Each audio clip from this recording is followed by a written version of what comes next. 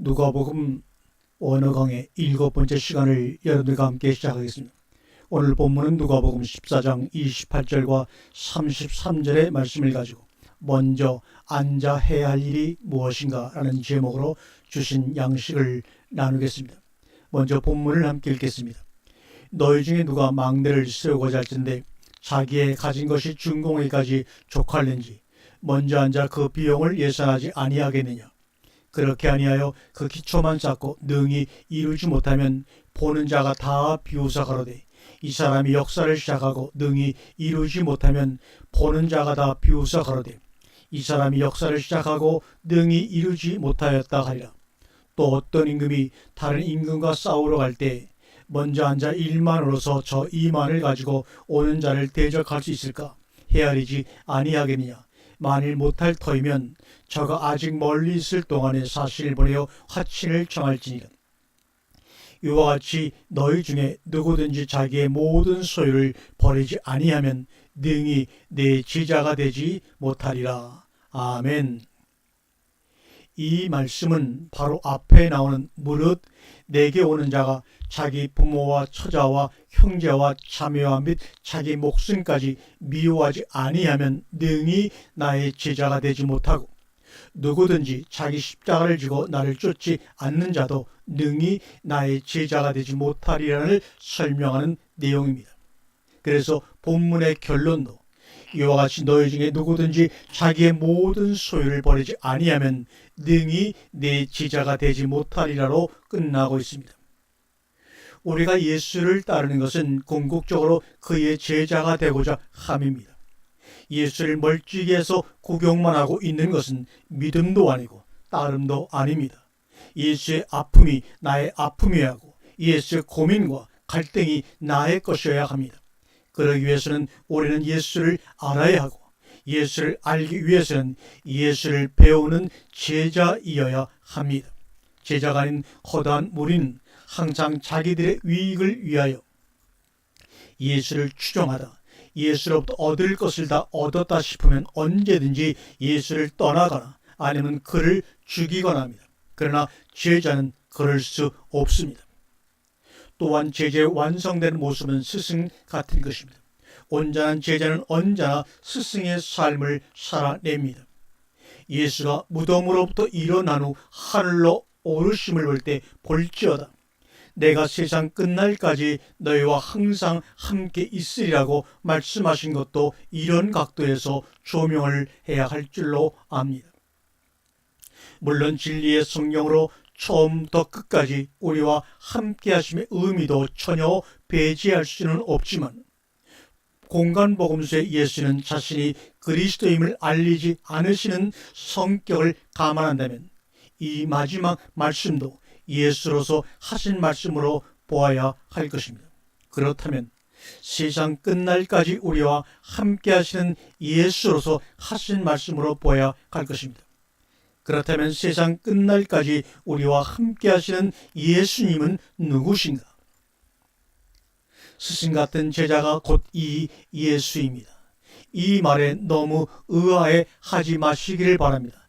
만일 그렇지 않다면 부활하신 예수는 우리 모두가 익히 아는 대로 하나님 보좌 우편에서 그 원수들이 하나님의 발등상이 될 때까지 기다리고 계시는데 언제 우리 옆에 와서 우리와 세상 끝날까지 함께 하실 것입니까?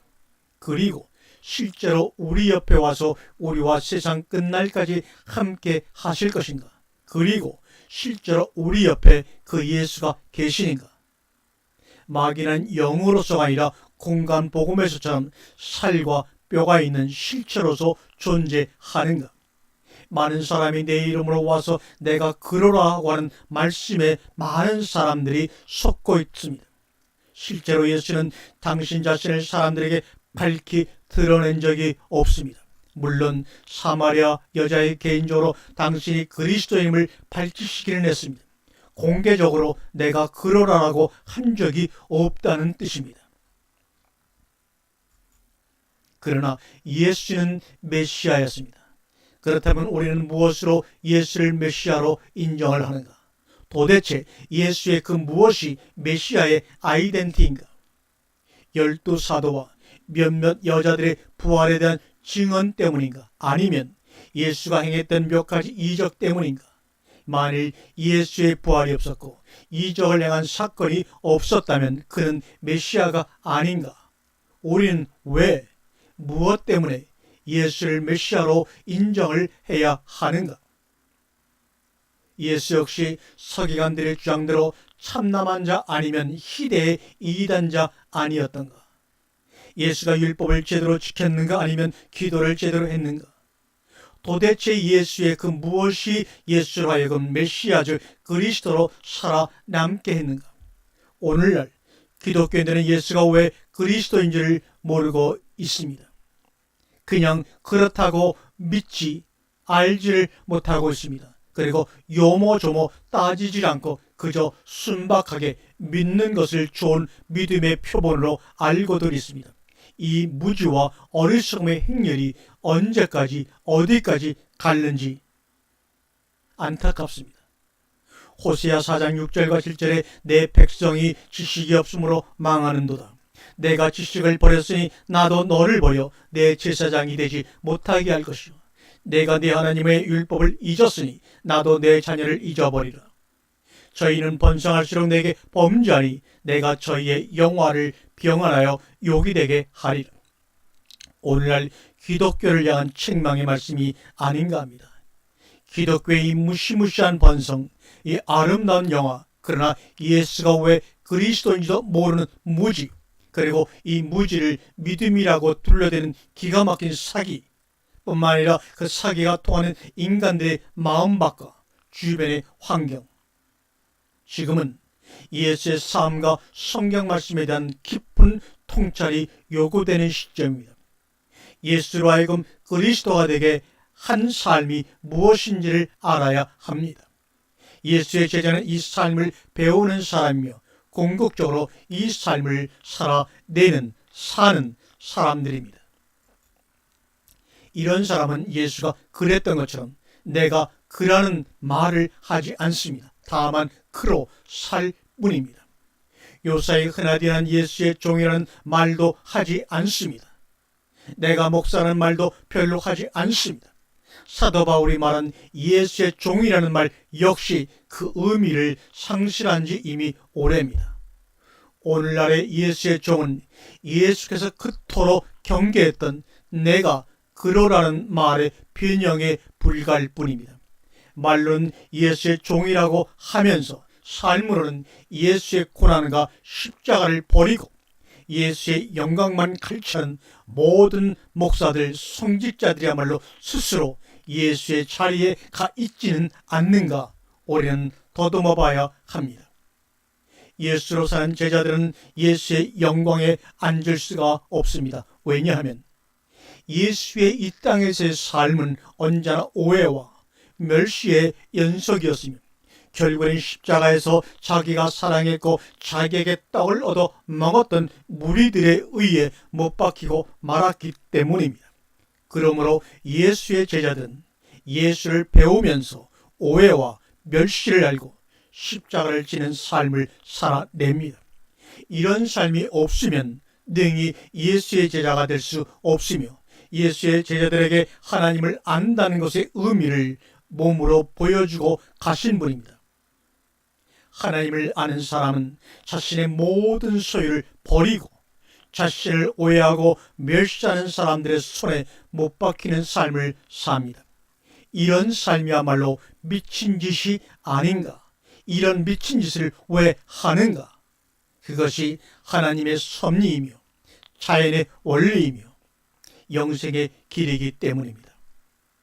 영생한다는 것, 그것이야말로 천치상의 욕심 아니겠는가? 기왕의 욕심을 버리지 못할 바에는 치상의 욕심을 부려보는 것이 대붕의 삶입니다. 천장지구, 천지소위, 능자목유자. 하늘은 넓고 땅은 오래간다. 하늘과 땅이 능히 넓고 오래갈 수 있는 것은 스스로 살지 않기 때문이다. 그러므로 능히 오래 살 수 있다. 성인도 이와 같이 자신을 뒤로하기에 그 몸이 앞서고 그 몸을 버리기에 그 몸이 존재한다. 이것은 사사로움이 없기 때문 아니겠는가? 그러므로 능히 그 사사로움을 이룰 수 있을진저. 노자 7장에 나오는 얘기입니다. 욕심을 버리고 욕심을 얻는 길, 자기 목숨을 버리고도 그 목숨을 얻는 길, 부모를 버리고 부모를 얻으며 형제를 버리고 형제를 얻는 길, 영성을 버리고 영성을 얻는 길이 바로 예수의 제자의 길입니다. 이런 삶이 예수의 제자이며 이런 쓰러짐이 곧 영생하는 삶의 시발입니다.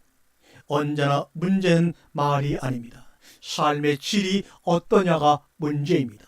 하나님이라는 말에 사로잡히고 예수라는 이름에 목을 메어서는 곤란합니다. 문제는 과연 내가 성경의 말씀처럼 살 수 있느냐에 있습니다.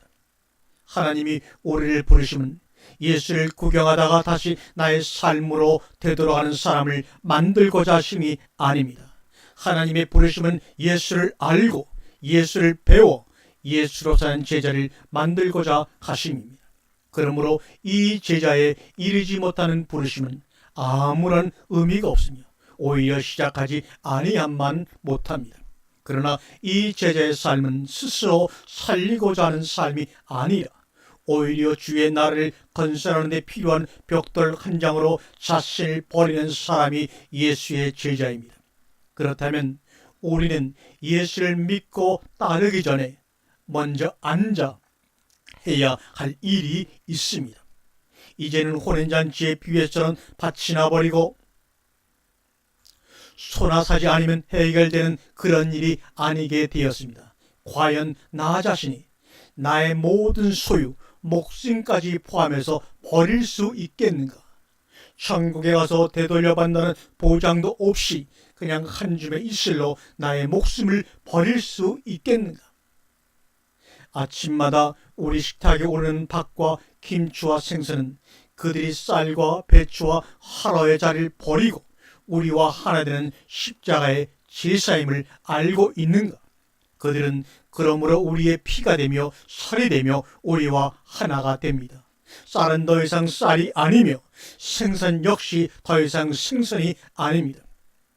나의 몸에 들어온 쌀은 그것으로 나 자신이며 생선 역시 더 이상 생선이 아닙니다. 나의 몸에 들어온 쌀은 그것으로 나 자신이며 생선 역시 바다를 떠나 내 속에 거하는 순간 그는 나의 영혼이며 나의 노래입니다. 이래서 우리는 하나가 되며 이렇게 이루어진 하나는 인간이 갈라 놓을 수 없습니다. 그러므로 하나됨의 사건 앞에는 언제나 기존에 내가 주어지는 사건과 없어지는 삶이 있어야 합니다. 기존에 내가 분해되고 녹아들지 않는 한 우리는 영원히 별개의 개체이며 하나가 되고자 하는 움직임일 뿐입니다. 하나님이 우리를 부르시는 궁극의 목적은 예수의 마지막 기도에서 언급한 것처럼 당신과 하나 됨입니다. 아버지께서 내 안에 내가 아버지 안에 있는 것 같이 저희도 다 하나가 되어 우리 안에 거 있게 하사 세상으로 아버지께서 나를 보내신 것을 믿게 하옵소서. 요한복음 17장 21절의 말씀입니다. 예수라는 개체와 하나님이라는 초월자, 그러므로 하나님 역시 내게는 별개의 개체입니다. 예수라는 개체와 하나님이라는 초월자와 우리의 하나됨, 이것이 하나님이 예수를 통하여 우리에게 이루시고자 하는 작전입니다. 이러한 궁극적인 하나됨의 사실이 없다면 하나님이나 예수는 언제나 우상일 수밖에 없습니다. 성경이 기에 못이 박히도록 경계하는 그 우상은 금으로 만든 신상도 아니며 사파이어로 치장한 신전도 아닙니다. 우상은 나와 하나 되지 아니한 하나님, 예수 속에 녹아들지 아니한 나 자신뿐입니다. 그렇다고 해서 하나님과 하나됨이 단순한 관념만의 문제일 수는 없습니다. 실제로 하나여야 합니다. 하나여야 합니다. 요한복음이 그토록 정하는 하나님이 우리 안에 우리가 하나님 안에 사건이 실제로 이루어져서 더 이상 별개 개체가 아닌 그가 곧 나요, 내가 곧 그의 삶이 이루어져야 합니다. 그러나 이 말을 잘못 들으면, 그렇다면 내가 곧 천지 만물을 창조하신 여호와 하나님이란 말이냐고 반문하게 됩니다. 우리가 하나님과 하나가 됨으로써 우리는 물론 하나님들이라는 이름을 얻게 됩니다. 그러나 여기에서의 하나님은 권위와 영광을 주장하고 군림하는 우상적인 개념이 아니라 예수 그리스도처럼 자신의 생명을 죄인들을 위하여 죽음으로 그들 속으로 들어가 그들과 하나 되는 섬김의 삶을 의미합니다. 우리가 하나님과 하나가 되려면 우리는 물론 하나님들입니다. 요한복음 10장 34절에 예수께서 가라사대 너희 율법에 기록한 바 내가 너희를 신이라 하였노라 하지 아니하였냐. 성경은 폐하지 못하나니 하나님의 말씀을 받은 사람들을 신이라 하셨거늘. 여기서 신이라고 번역된 단어는 하나님들이라고 해야 옳습니다. 영어 성경들은 모두 다 God, God으로 번역을 하고 있습니다. 원문에는 일반적으로 잘 쓰지 않는 대문자까지 동원된 하나님들입니다. 대오이는, 헬라어 대오이는 우리가 흔히 하나님으로 호칭하는 데오스의 복수형이 바로 대오이입니다. 이 대오이가 요한복음 10장 본문에 사용되고 있습니다. 당연히 애매한 개념의 신이 아니라 하나님들로 번역해야 하면 영역 역시 God, Gods 같이 소문자로 쓸 일이 아니라 하나님을 나타내는 대문자 Gods로 써야 옳습니다. 여기서도 분명히 어떤 상태 이런 사람들을 하나님들이라는 이름으로 나타내고 있습니다. 문제는 하나님들이라는 이름이 아니라 그 이름에 맞는 삶입니다. 사람을 향하여 하나님들이라는 호칭을 쓴다고 발끈하는 사람은 그 자신이 결국 하나님과 하나 되기 싫다는 고백이요, 하나님처럼 사람들을 섬기고 거저주는 삶을 살기 싫다는 반증일 뿐입니다. 참남이란 하나님들이란 말에 있는 것이 아니고 말만 가져다 쓰고 실제 삶은 그렇지 않을 때 일어나는 선상을 참남이라고 해야 합니다. 그렇다고 억지로 하나님처럼 살아보려고 애쓸 일은 아닙니다. 자연스럽게 하나님의 섬기는 삶이 우리를 통하여 나타나야 합니다. 그러기 위하여 우리는 무엇을 어떻게 해야 하는가? 이 무엇을 어떻게 해당하는 부분이 신앙생활입니다. 이런 내용은 제쳐둔 채 그저 기도만이 하여 남보다 먼저 천국 가고 남보다 먼저 집을 사는 것이 아닙니다. 이런 것들은 사도 바울이 그토록 버리라고 권면했던 땅의 것에 대한 욕심일 뿐입니다. 어떻게 하면 그렇게 살 수 있을까? 이 꿈과 몸부림이 없다면 신앙생활이라는 것을 할 필요가 없습니다. 그러나 우리가 어떻게 하나님 같은 삶을 산다는 말인가? 어떻게? 우리가 하나님처럼 나의 모든 소유를 버리고 나의 목숨까지도 버릴 수 있기 위해서는 우리 스스로 하나님과 먼저 하나가 되어야 합니다. 그리고 하나님과 하나 되는 실은 그는 나를 먹고 나는 그를 먹는 길만이 더 이상 둘이 아니요 하나가 되는 길입니다. 요한복음 4장 수가성의 운물가에서 벌어진 사건은 바로 이 그림입니다. 예수는 여자를 먹고 여자는 예수를 먹은 사건입니다. 그래서 제자들이 예수께서 잡수시기를 권했을 때 예수는 그들에게 내게는 너희가 알지 못하는 먹을 양식이 있다고 했던 것입니다. 그러나 우리는 예수에게 먹히고자 하지를 않습니다. 그리고 예수를 먹으려고도 하지도 않습니다. 그저 아무것도 몰랐던 제자들처럼 예수를 섬기기에 믿기에 여념이 없을 뿐입니다. 그러면서 한다는 말, 누가 먹을 것을 갖다 드렸는가? 다른 사람보다 한 발 더 먼저 예수를 섬기려고만 하지 예수를 먹고 예수에게 먹히고자 하지 않으니 예수와 하나 될 수 없고 예수도 그들과 하나 될 수 없습니다.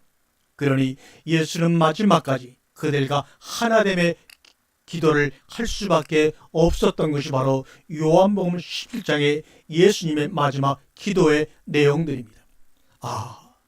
이 무서운 오해의 끈질김이요, 하나 되고자 하는 예수 앞에 끝까지 별개의 객체로 남아 그의 사랑을 받고 그의 도움을 누리는 삶에서 벗어나서 우리가 다른 사람들을 예수처럼 사랑하는 데서 완성이 됩니다. 이것이 예수가 누가복음 14장 오늘 본문에서 우리에게 비유로 말씀한 망대의 완성이며 전쟁에서의 승리입니다. 너희 중 누가 망대를 세우고자 할진대 자기의 가진 것이 준공에까지 족할는지 먼저 앉아 그 비용을 예산하지 아니하겠느냐. 그렇게 아니하여 그 기초만 잡고 능히 이루지 못하면 보는 자가 다 비웃어 가로되 이 사람이 역사를 시작하고 능히 이루지 못하였다 하리라. 만일 우리가 망대를 하나 세운다고 합시다. 먼저 앉아서 해야 할 일이 무엇입니까? 삽을 들고 땅을 파는 일이 아니며 톱을 들고 나무를 자르는 일이 아닙니다. 우선 망대를 세울 것인지가 분명해야 합니다. 마음속에 이미 완성된 망대가 들어 있어야 합니다. 목재가 얼만큼 소요될 것이며 철물은 또 얼마나 있어야 할 것인지 먼저 설계도가 나와 있어야 합니다. 그리고 나서 가장 중요한 문제는 과연 내게 그런 망대를 씌울 만한 자금이 있느냐 하는 점입니다. 아무리 좋은 설계도, 아무리 좋은 계획도 내게 그것을 이룰 만한 능력이 없다면 만사 헛일입니다. 삽을 들고 톱을 잡기 전에 우리는 먼저 앉아 설계를 뽑고 비용을 예산해야 합니다. 이 말이 지극히 당연한 얘기라는 것을 모르는 사람이 없지만, 그러나 사람들은 무엇을 만들고자 하는 설계도 없이, 그리고 또 그것을 이룰 비용도 없이 일을 시작하고자 합니다. 무슨 얘기입니까? 신앙생활에서 하나님의 부르심은 설계도의 입수입니다. 망대에 대한 설계도, 그리고 그것이 완성되었을 때 아름다움, 이러한 비전이 곧 하나님의 부르심 소명입니다.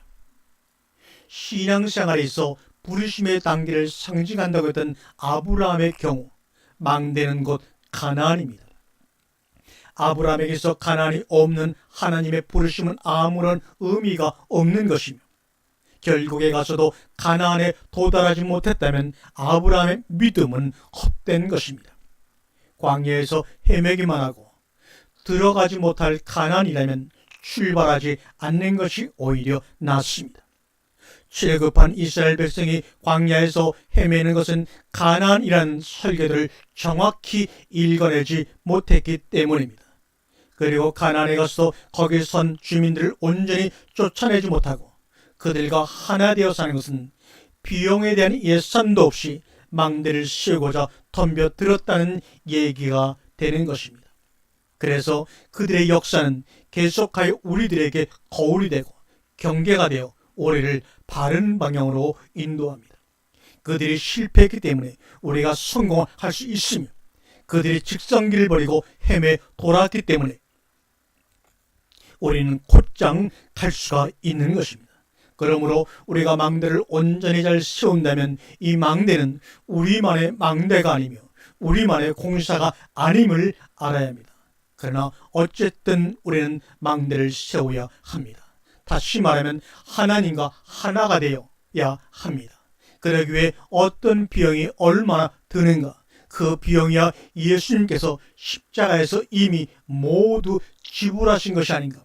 그렇다면 예수는 어찌하여 우리에게 비용을 예산하라고 말씀을 하셨는가? 예수의 십자가는 망대에 대한 설계도 갑입니다. 우리는 설계도가 없다면 공사를 시작할 수도 없습니다.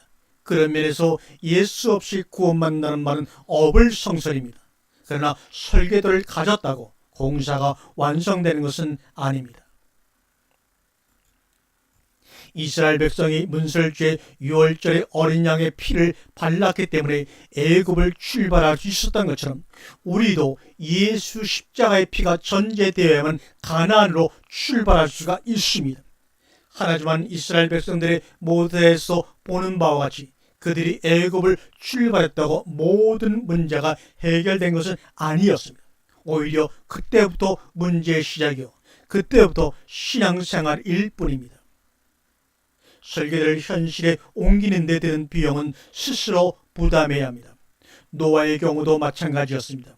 하나님이 노아에게 주신 것은 완성되는 방주가 아니라 방주에 설계되었을 뿐입니다. 노아가 하나님 앞에 완전한 자였고 의인이었던 결과 노아가 받은 것은 방주의 설계도였습니다. 그러나 오늘날 기독교의 가르침은 마치 노아가 그 방주 자체를 받은 것처럼 사람들을 미혹하고 속입니다. 그래서 우리도 신약의 방주신 예수 그리스도 안에 타기만 하면 하나님의 심판에서 벗어난다고 가르칩니다. 천만의 말씀입니다. 방주가 그리스도의 모형이라는 사실에 대하여는 그렇다고 합시다. 그러나 노아는 그 방주를 수없는 세월 동안 자기 돈을 들여 지었다는 사실을 간과하면 오산입니다. 하나님은 왜 노아에게 완성된 방주를 주지 않고 설계도만을 주셨을까? 아브라함에게도 복을 주실 바에 확실하게 갈대아 우르에서 한몫잡게 하실 일이지 무엇 때문에 구질구질하게 그 먼 여행을 하게 하셨을까? 롯도 마찬가지입니다. 롯이 참으로 소돔승 음란한 행실로 인하여 고통하는 의로운 사람이었다면 그냥 그의 가족을 몽땅 소활성으로 피신시켜 주실 일이지 무얼 그렇게 주문이 많았을까? 그 이후에 나오는 이스라엘의 역사가 모두 그렇지 않습니까? 하나님은 우리에게 완성 그 자체를 선물하지 않습니다. 다만 완성으로 저와 여러분을 초대할 뿐입니다. 예수 그리스도는 우리를 완성시킨 것이 아닙니다. 십자가상에서 다 이루었다고 하신 뜻은 우리의 완성을 다 이루었다는 뜻이 아니라 이 땅 위에서 자신의 삶을 다 이루었다는 의미입니다. 예수님께서 지상의 삶을 온전히 마치심으로 이제 우리가 그런 삶을 살 수 있게 되었습니다. 그의 십자가는 우리를 당신의 삶으로 초대함입니다. 그러므로 우리의 완성은 예수의 십자가가 아니라 우리의 십자가 위에서만 이루어집니다. 예수의 십자가는 예수의 완성일 뿐 그것으로 나의 완성은 아닙니다. 그래서 예수님께서는 누구든지 나를 따라오려거든 자기를 부인하고 자기 십자가를 지고 오라 했습니다.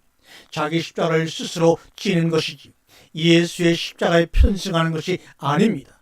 나는 지금 예수 십자가의 의미를 폄하하고자 함이 아닙니다. 오히려 그 의미를 바로 세우고자 함입니다. 예수는 이런 의미에서 우리에게 길이 되십니다. 그리고 그 길은 우리에게 올 것을 요구하고 있습니다. 가고 싶지 않는 사람들만 예수의 십자가는 그것으로 우리의 완성이라고 말합니다. 하긴 그러고 싶을 것입니다. 그러나 그것은 헛된 소원일 뿐입니다.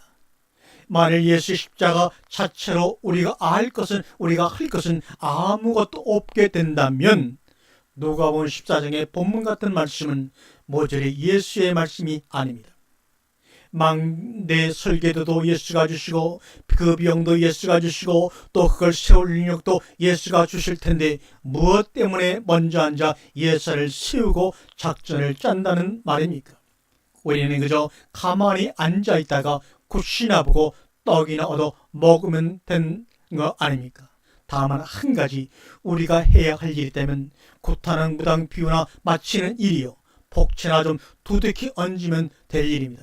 이래야 세상에 드는 장사가 되는 것이요. 만일 오늘날 기독교 신자들에게 예수의 삶을 요구하고 수십 년에 거친 방주 건조를 요구했다면 이렇게 큰 교회들도 없었을 것입니다. 천만을 자랑하는 신자도 없었을 것입니다.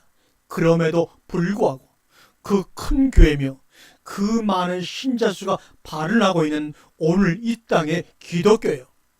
예수께서 향하여 울음을 참지 못하셨던 예루살렘이 지금 이스라엘의 도시를 가리키는 줄 아시는가? 이 땅의 서울을 가리키는 줄 아시는가? 우리가 예수를 믿는다는 뜻은 우리도 예수처럼 누군가를 살리기 위하여 자신의 십자가, 자신의 삶의 십자가를 지는 것입니다. 또 그렇게 십자가를 질 수 있는 사람이기 위해서는 우리 역시 예수처럼 생명이며 부활이어야 합니다. 예수를 따르면 예수 같은 생명의 버림이 비용으로 요구됩니다. 그러므로 천국에 가기 위해서는 우리 역시 예수처럼 생명이며 부활이어야 합니다. 예수를 따르면 예수 같은 생명의 버림이 비용으로 요구됩니다. 그러므로 천국 가기 위해 예수 믿는 사람은 자기 목숨을 보존하자 하는 사람들의 대명사입니다. 천국은 가는 것이 아닙니다. 천국은 거기 그냥 그대로 있는 것이며 스스로를 버림으로 하나님의 아들이 되는 삶입니다. 우리가 먼저 앉아 해야 할 일을 하지 않으면 우리는 결국 일을 시작하고 끝내지 못하여 모든 사람의 비웃음을 살 뿐입니다. 그리고 예산을 수립하고 작전을 짜는 과정에서 이 일은 나의 능력으로 도저히 이룰 수 없다는 판단이 서면 고민하지 말고 그만둘 일입니다. 하나님은 우리의 목숨을 비용으로 요구하는데 그 비용을 지불할 능력도 없이 그냥 천국에 들어가리라고 생각하면 크게 속은 것입니다. 예수의 십자가 때문에 우리가 그냥 천국에 들어가는 것은 아닙니다. 다만 들어갈 수 있게 된 것입니다. 들어가고 말고는 여전히 각자의 문제입니다. 다른 사람이 함께 식사로 나의 생명을 내어놓을 수 있는가? 예수께서 우리더러 나를 먹으라고 하셨듯이 우리도 다른 사람들에게 나를 먹으라고 할 수 있는가? 그 이전에 과연 나 자신이 다른 사람들에게 먹을 만한 양식이 되었는가? 아니, 과연 예수를 믿어 그렇게 살고 싶은가? 믿기 전에, 심기 전에, 충성하고 봉사하기 전에 우리 모두 먼저 앉아 생각해 보기를 간절히 소망합니다. 아멘.